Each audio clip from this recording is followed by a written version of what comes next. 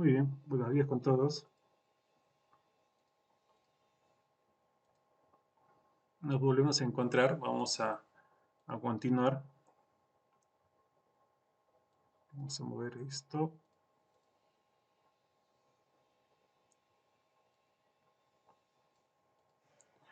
Listo, vamos a continuar con algunos conceptos que estábamos viendo de introducción, de ver algunos problemas estructurales, algunos conceptos previos. Y nos comentaban, ¿no?, que la estructura de un cuerpo es el conjunto de piezas que lo forman y tienen como misión sustentar, proteger y dar consistencia al resto. Las estructuras deben soportar fuerzas como su propio peso, otros pesos, cargas, fuerzas de inercia, la aceleración o frenar, las fuerzas del viento, del agua, sin romperse ni deformarse excesivamente. Acá justamente nos habla de varios puntos. Uno de ellos es que obviamente debe poder soportar su peso y otros pesos, o lo que hablamos como cargas vivas y cargas muertas. Las fuerzas de inercia, justamente, y las fuerzas del viento, las fuerzas naturales, porque cuando más alto es, obviamente va a estar sujeto, y hablábamos de acuerdo también a la ubicación donde se encuentra, va a estar sujeto a las fuerzas naturales. Y nos comenta también que sin romperse ni deformarse excesivamente, entendemos que los edificios bajo ciertas circunstancias o movimientos sísmicos van a tender a deformarse, pero van a regresar a su forma original, salvo que la deformación, como comenta, sea demasiado excesiva y ya no puedan recuperar su forma.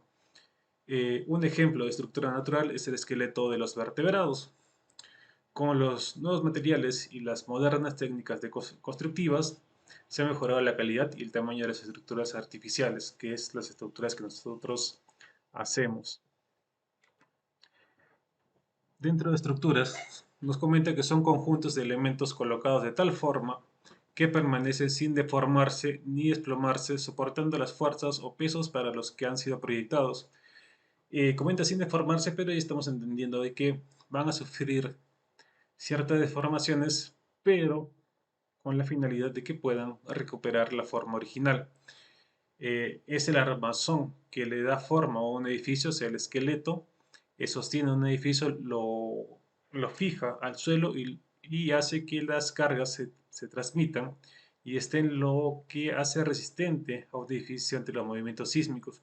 Buscamos justamente que el edificio, más adelante vamos a ver que la idea principal es que puede soportar los movimientos sísmicos. Entendemos de que pueden haber terremotos muy fuertes, y el edificio obviamente va a tender a colapsar tras un movimiento demasiado fuerte. Pero la idea es que pueda soportar o pueda resistir a tal punto que le dé opción a los ocupantes a poder salir o resguardarse. Entonces, como comentábamos, la meta o la idea es en principio poder resistir lo más posible ante un movimiento sísmico, un terremoto, pero en el caso supuesto de que el movimiento sobrepase los niveles planificados, y tienda a colapsar, colapse de cierta forma que pueda justamente eh, ayudar al rescate o a la evacuación de los ocupantes. Entonces todo lo que se va a diseñar va a buscar que el ocupante pueda, pueda salvaguardar su integridad. Uno de los elementos estructurales también llamados miembros estructurales o piezas estructurales, es decir, son cada una de las piezas que forman parte de la estructura, todos los elementos, ¿no? Posee un carácter unitario y se muestra de la misma manera bajo la acción de una o varias cargas aplicadas. Y acá nos comentan, ¿no? Acá tenemos una de las clasificaciones. Según también va a depender mucho, según el tipo de sistema, pero nos comenta que al diseñar debemos tener en cuenta las deformaciones permisibles y los esfuerzos admisibles. Lo que estábamos comentando, ¿no? Las deformaciones que se pueden permitir y los esfuerzos que se pueden admitir. Como comentábamos, las estructuras van a tender a deformarse, pero hasta cierta parte que podemos permitir. Pasado esto, ya obviamente va a sufrir daños que luego hay que reparar o daños irreparables. Tenemos también los tipos de sistemas estructurales. Dentro de ellos tenemos los muros estructurales y nos comenta que se utiliza, tiene dos elementos distintivos en la estructura general del edificio. Uno de ellos son los muros, obviamente, utilizados para dar estabilidad lateral, así como apoyo a los elementos que cubren el claro, generalmente los elementos a compresión. Los elementos a cubrir claros funcionan como pisos y techos. Dentro de estos se encuentra una gran variedad de ensambles, desde simples tableros de madera, viguetas hasta unidades de concreto precolado o armado de acero. Luego tenemos los sistemas de postes y vigas, que los elementos básicos son los postes, que son las columnas, que son los elementos que trabajan a compresión lineal y están sujetos a aplastamiento y pandeo, dependiendo su esbeltez o relatividad.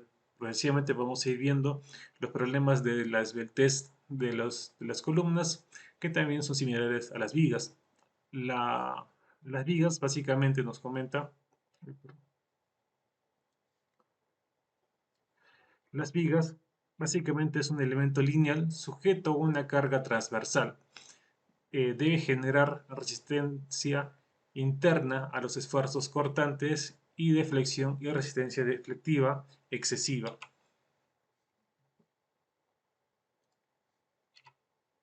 Algunas de las fallas estructurales que podemos contemplar, una de las fallas se refiere al colapso en la cual la estructura se rompe en pedazos. Sin embargo, en la mayoría de los casos, al término incluye otras condiciones aparte del colapso, que pueden ser no tan drásticas y aún así llevar pérdidas grandes. Dentro de la misma también podemos contemplar eh, cuando una estructura deja de cumplir con su función de una manera adecuada y dice que ha fallado. Al hablar de fallas es preciso aclarar dicho concepto, pues existen diferentes tipos.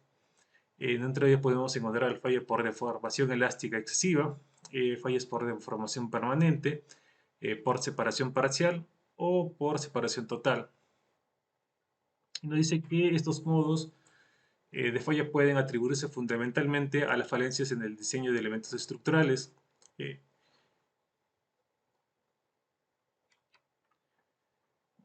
Luego tenemos las fallas por deformación elástica excesiva. La falla,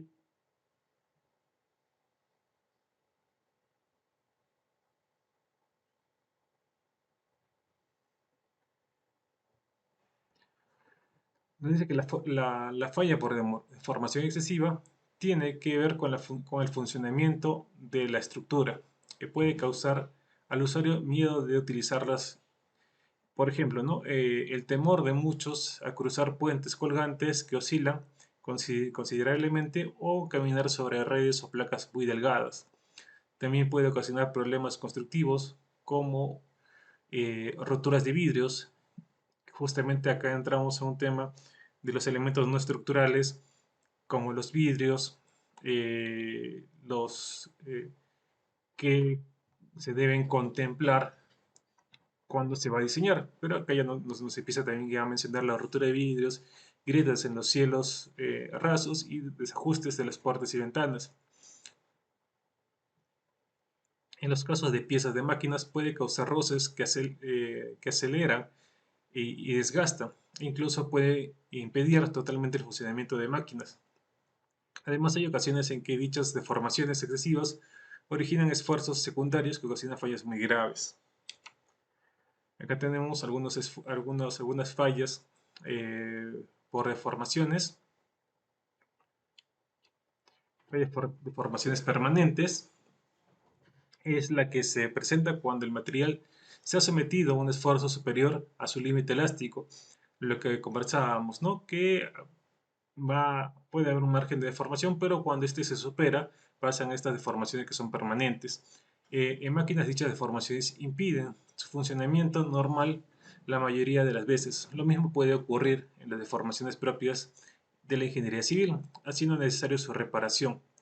Sin embargo, el efecto más notorio para un Lego en el material tiene que ver con el aspecto estético que presenta. Una falla por separación parcial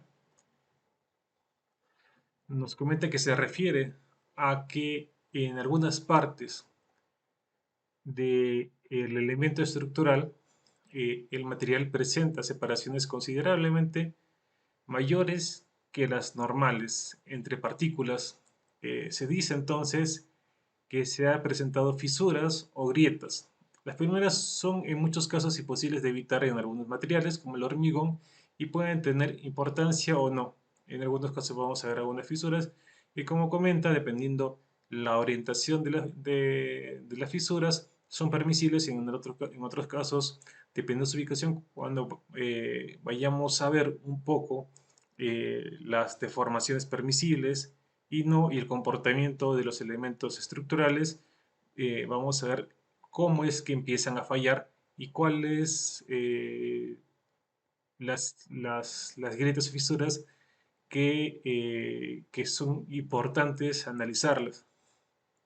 Nos comentaban imposibles de evitar, bueno, y dependiendo del fin de la estructura, si las descuidan, sin embargo, pueden adquirir una gravedad e inicialmente no eran muy obvias. Ejemplo, las estructuras de hormigón reforzado localizadas en zonas costeras o en ambientes industriales corrosivos han fallado por la reducción en el área del acero de refuerzo o reducida por la oxidación que facilitan las grietas. O sea, nos estoy diciendo que al descuido de estas grietas, obviamente en las zonas costeras el clima es muy propaga mucho la oxidación del acero, entonces hubo una filtración y obviamente empezó a desgastar internamente el acero, lo cual progresivamente la fue debilitando a tal punto de que ya se volvió en fallas mucho más graves. Algunos de los ejemplos,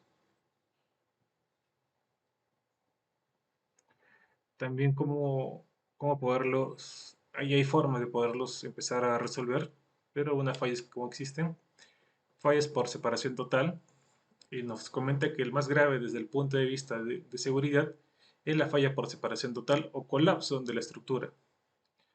Al producirse ocasionan perjuicios económicos considerables y aún pérdida de vidas, lo que obviamente tenemos que procurar que sea nuestro mayor, eh, la mayor preocupación. Como comentábamos, las edificaciones, su meta es que puedan salvaguardar la integridad del ocupante.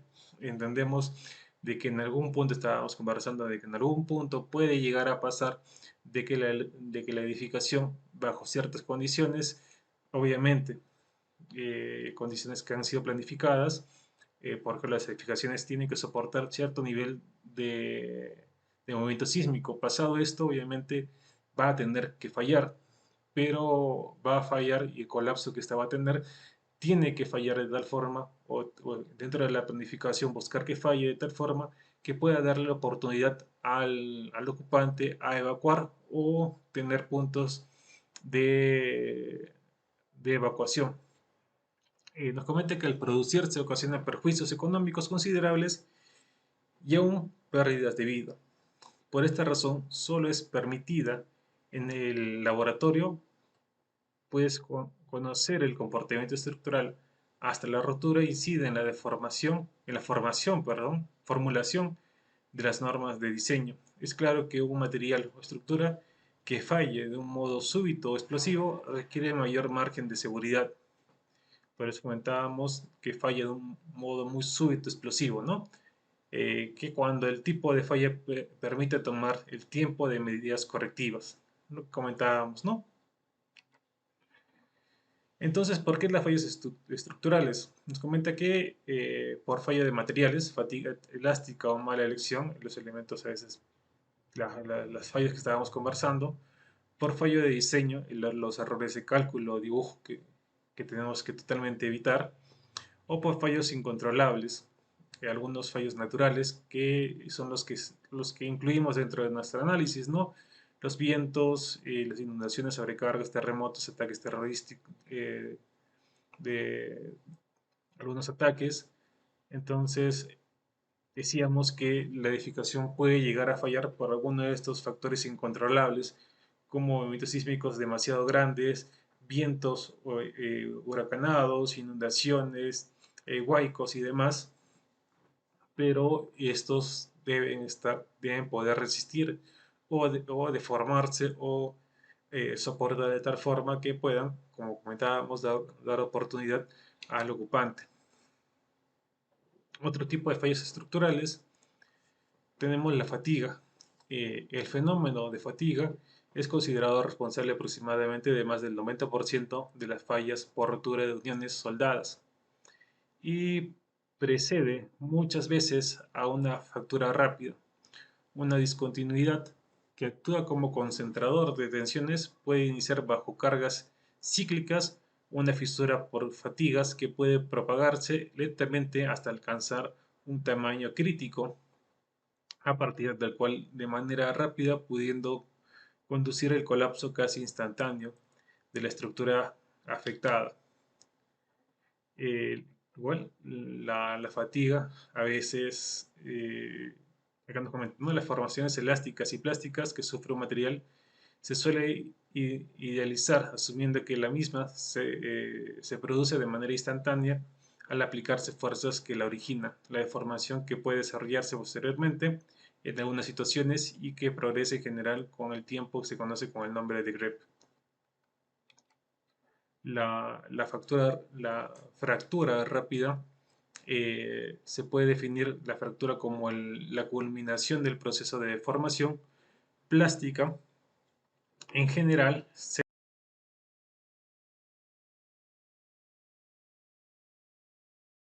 bajo la acción de un estado de cargas.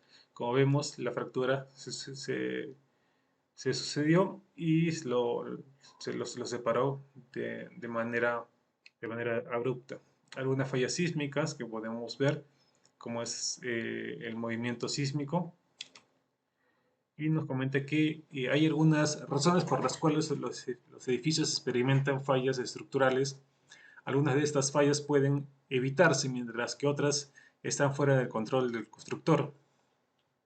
Muchas veces la causa de una de las fallas estructurales no puede determinarse hasta que no se realiza una investigación exhaustiva.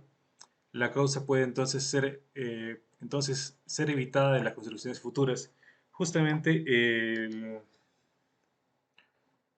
bajo ciertas circunstancias es que las normas están en constante actualización.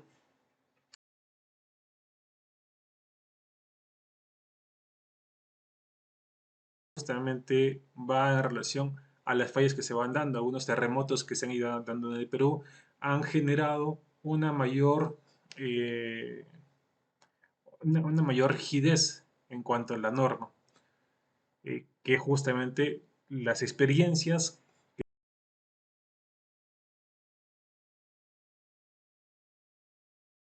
en un momento dado, porque justamente lo que pasa aquí, ¿no? No se puede, en algunos casos, para poder identificar qué es lo que falló, bajo un cierto análisis, entonces se empiezan a normalizar mejor el marco regulatorio. Un mal diseño, una de las causas más comunes de la falla estructural es un mal diseño. Eso significa que alguien cometió el error del cálculo de diseñar un edificio de tal, los datos fueron imprecisos, se utilizaron los materiales incorrectos o alguien ignoró el modo en el cual el estrés impulsivo afecta a la construcción. Los ingenieros son los responsables de ese tipo de fallas, ya que son los que crean y diseñan los planos. En efecto, ¿no? Básicamente lo que hemos estado conversando, ¿no? Por eso estamos analizando algunos factores que afectan y vamos a ir viendo algunos elementos que deben ser incluidos porque si bien no son elementos estructurales, también afectan dentro del proceso. Cargas extraordinarias.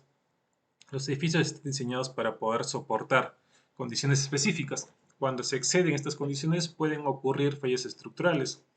La causa principal de fallas estructural son las cargas extraordinarias debido a las condiciones climáticas u otros fenómenos naturales. Lo que estábamos hablando hace un momento, ¿no? De algunos elementos naturales que afectan.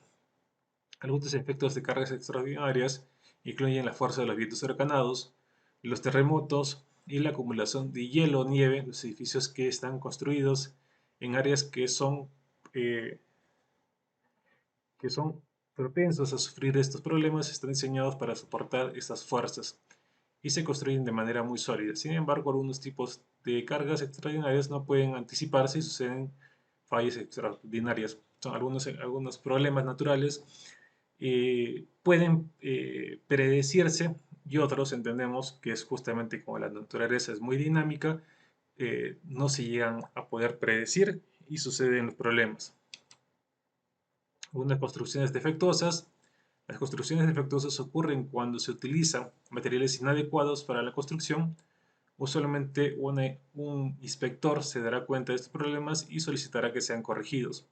La elección correcta de materiales, la elección correcta de los insumos primarios, las fallas que resulten en fallas estructurales incluyen malas soldaduras, pares de torsión inadecuados en tuercas y tornillos, arenas demasiado salubres para el hormigón, remachado malo y acero de calidad inferior. Lo que son malos cimientos, bueno, nos vamos a quedar un momento aquí y vamos a continuar en la siguiente sesión. Bueno, igual, acá tenemos igual los malos cimientos. La estructura puede estar diseñada y construida de manera adecuada, pero esto está sobre cimientos malos. Puede ocurrir fallas. Uno de los ejemplos más conocidos de un edificio con malos cimientos es la torre inclinada de Pisa. Acá justamente nos detenemos un segundo y podemos ver qué cosa que, que todos los sistemas constructivos no siempre fueron creados como lo que tenemos ahora. A veces no llegaron, a veces tampoco comentaba que la gran cantidad de especialistas y personal que se tiene ahora no existía tampoco toda la vida. Hace años atrás podemos justamente identificar dentro de la línea histórica cuándo y cuándo llegaron a las ciudades y de esa forma antes de ello poder predecir que las edificaciones justamente no tenían zapatas o no tenían cimentación, lo cual obviamente provoca o nos da una anticipación o podemos predecir que la edificación tiene malos cimientos y para poder ampliar una edificación, sumarle un piso, se tiene que primero hacer un reforzamiento desde abajo.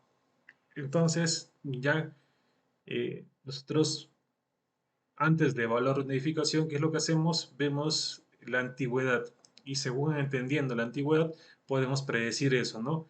Que por ausencia de capacitación en ese entonces o por ausencia de llegada de sistemas constructivos, no se utilizaban ciertos procesos y ya podemos predecir y sabemos, no, esta edificación por la antigüedad seguramente no tiene zapatas. Entonces lo primero que hay que hacer antes de reforzar por la parte superior, tenemos que empezar desde la parte inferior. Bueno, nos quedamos ahora sí hasta aquí y continuamos en la siguiente sesión.